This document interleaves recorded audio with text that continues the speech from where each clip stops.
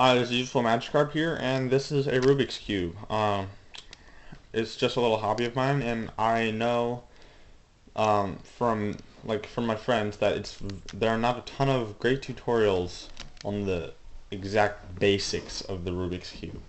So this video is just to help any of you that are just starting out and want to know, like, what am I doing, rather than just knowing algorithms and stuff like that.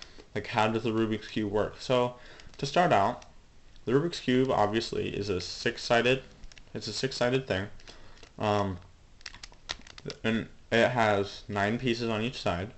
This is a 3x3, of course, and on each side there's one center. Okay, center there, center there. I don't need to elaborate. The centers are the base of the Rubik's Cube, in my opinion, anyway, because the centers can never be changed in the order that they are. So yellow will always be opposite to white on a regular Rubik's Cube.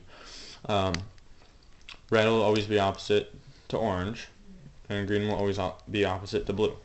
So it's kind of the fundamental. So, and also, if you take a Rubik's Cube apart, you will see that the axle for the actual mechanism itself is based off of the centers. So that is a simple way to put that. So while solving the Rubik's Cube, I'm also, in this video I didn't say, but I'm going to take you through the steps of just basically solving it using a very beginner-friendly method. And this video will not be covering the algorithms for that method, but it will be showing you the basics of it, like how it works. So the first step, you're going to pick a side. I always pick the side with the logo. And you're just going to solve all of the edge pieces. Now, edge pieces are the ones between the corners, okay? Just cleaning that up if people didn't know the terminology. So there's a correct way to do it. I'm not going to tell you guys how to, maybe in another video, but not right now. So I'm just going to find all those pieces and insert them where they belong. So once you have all of the edge pieces there, again, this is the beginner method, you're going to want to insert the corners, alright? So you just find the corners, and in a later video I will teach you the algorithms for it. But so far we have the steps. You get the edges, then you get the corners. It's as simple as that. So that's how you solve one side. Once you have solved one side, and notice how I did it correctly and they all form little T-shapes.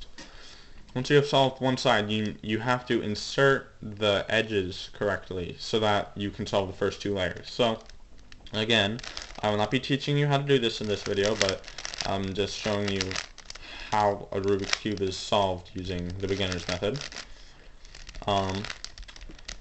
Once you have completed this, the cube should look like that. Alright, you'll have the first side solved in 2 layers. And then you're going to want to solve the side opposite to the one you did first. In this case, I would be solving my yellow side because I solved the white side first. So,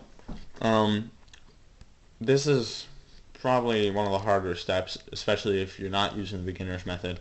But there's a couple tricks. So first, you're going to want to solve the cross if you're using the beginner's method. And then there's a couple algorithms that you can use to complete it. But after that, you orient the pieces. Usually with the beginner's method, you're going to want to rotate the corners. So I see I have those 2 and they need to be there, so I'm gonna rotate these 3, I think.